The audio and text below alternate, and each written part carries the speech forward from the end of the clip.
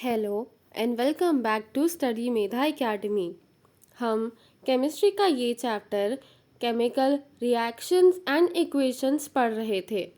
इसमें हमने अभी तक के बहुत सारी डिफरेंट टाइप्स की केमिकल रिएक्शंस डिस्कस करी है, जैसे कि combination reaction, decomposition reaction, displacement reaction और डबल डिस्प्लेसमेंट रिएक्शन।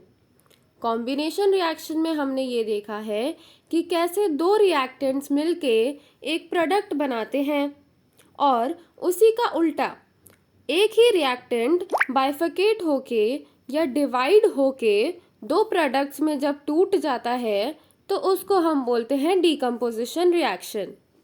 अब डीकम्पोजिशन रिएक्शन तीन टाइप से हो सकती है, या तो हीट एनर्जी प्रोवाइड करने पे, या तो फिर इलेक्ट्रिकल एनर्जी प्रोवाइड करने पे, और नहीं तो फिर लाइट एनर्जी के कारण कोई भी चीज़ दो या दो से ज़्यादा सब्सटेंसेस में डिकम्पोज हो जाता है।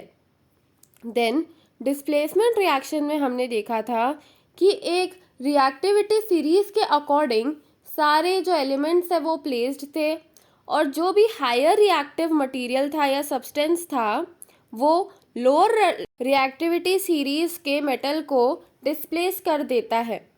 और वहीं डबल डिस्प्लेसमेंट मतलब दो आयंस जब म्यूचुअली एक्सचेंज होते हैं तब हम उसे बोलते हैं डबल डिस्प्लेसमेंट रिएक्शन।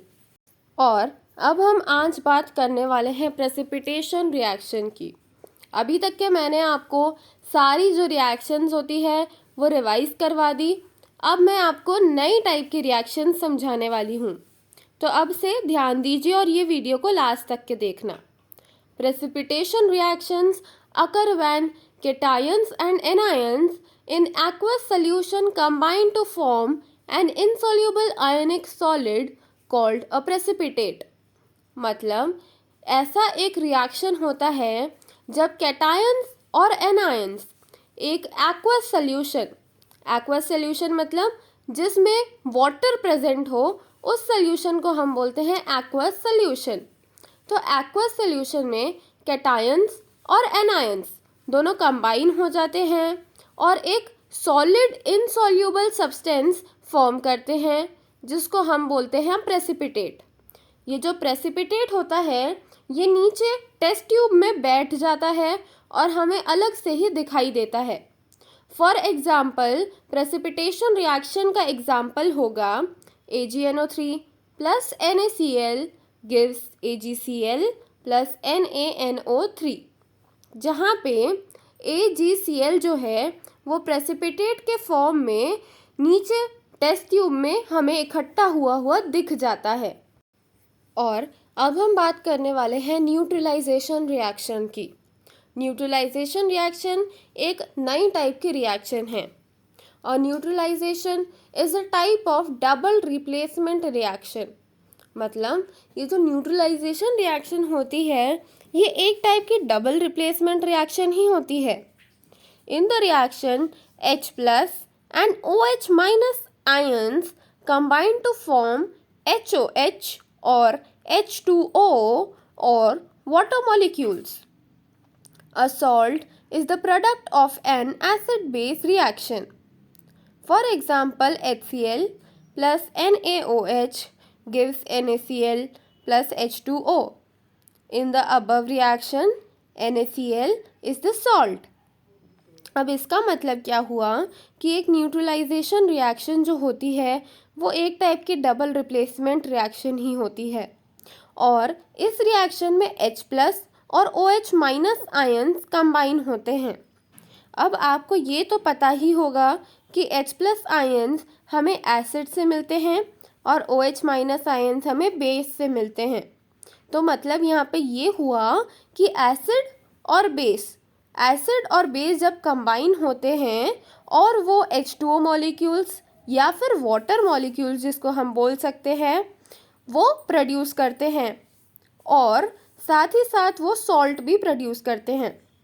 इस रिएक्शन को ही हम कभी कभी एसिड बेस रिएक्शन भी बोलते हैं। इसीलिए यहाँ पे लिखा है a salt is the product of N acid base reaction. यहाँ पे एसिड बेस रिएक्शन मतलब न्यूट्रलाइजेशन रिएक्शन से है। तो यहाँ पे जब एसिड और बेस कंबाइन होते हैं और वो सॉल्ट प्लस H2O बनाते हैं, तब हम बोलते हैं कि एक न्यूट्रलाइजेशन रिएक्शन हुई है। जैसे कि यहाँ पे एग्जाम्पल दिया है HCl plus NaOH gives NaCl plus H2O। तो यहाँ पे जो HCl है वो एसिड है, NaOH एक बेस है, और जब एसिड और बेस कंबाइन होते हैं तो वो एक दूसरे को न्यूट्रलाइज कर देते हैं और एक सॉल्ट फॉर्म करते हैं। यहाँ पे सॉल्ट क्या है? सॉल्ट है NaCl प्लस H2O, साथ में वाटर मॉलिक्यूल्स भी एलिमिनेट होते हैं।